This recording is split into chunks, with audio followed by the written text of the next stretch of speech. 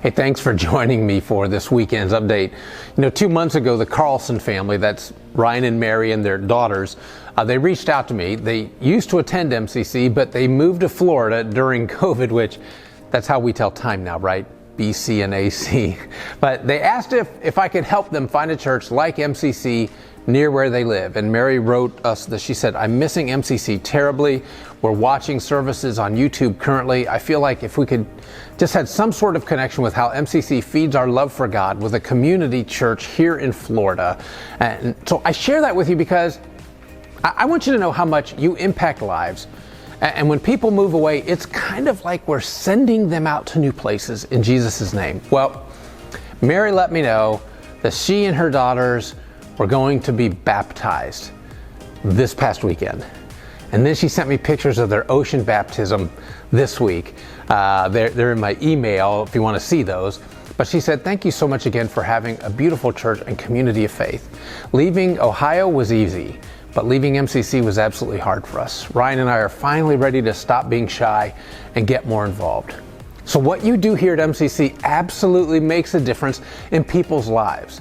And if you want to be part of helping change people's lives, I want to encourage you, check out our ministry fair this weekend.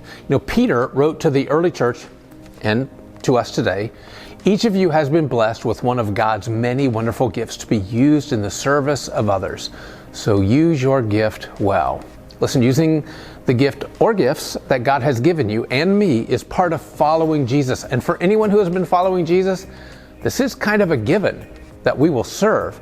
But if you aren't, now's the time to jump in. Our job as disciples actually is to help others find their place to serve as well.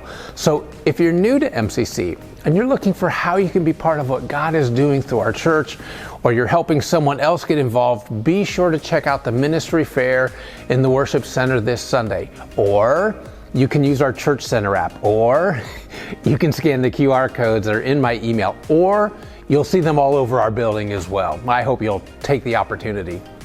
Hey, Adam Garringer joined our staff last year as our connections pastor.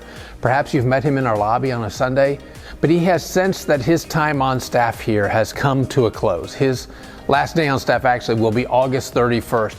I want to make sure you know that in the time he's been with us, he has helped us build back our first impression team, which is the team that greets you and helps visitors feel welcome each weekend, and make sure that we have great coffee. And as you can imagine, COVID decimated that team, and Adam has been instrumental in getting it running strong. Jerod Grogg, who's one of our team leads in that ministry, will actually oversee this team moving forward. Adam's also been working with Mandy, who's our office administrator, over the last year to improve the use of our database, which includes the Church Center app. This has helped make our database much more useful to us. And he's also been part of the team that is helping us create a disciple-making culture right here at MCC. And we've appreciated what Adam has brought to our team. And I said his last day on staff at MCC very deliberately, because while he's leaving our staff, his family will still be part of MCC.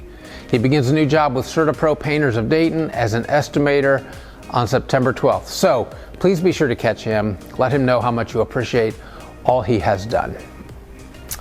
Now this coming Sunday, we continue our Some Assembly Required series. Last week I shared that Paul wrote to Timothy, "Train yourself to be godly, for physical training is of some value, but godliness has value for all things, holding promise for both the present life and the life to come."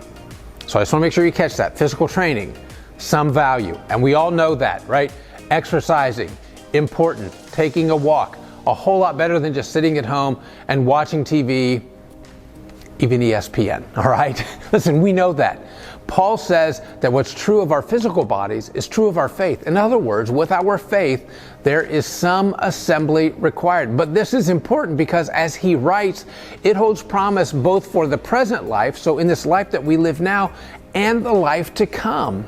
So, what is it that helps us grow as disciples of Jesus? That's really what we're looking at. And if you missed the first message, I hope you'll go back and catch that online.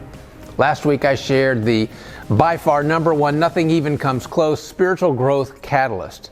This weekend, I'm going to be sharing the number 2 habit that helps us become more like Jesus. So whether you join us online or on campus, I'm looking forward to seeing you this weekend.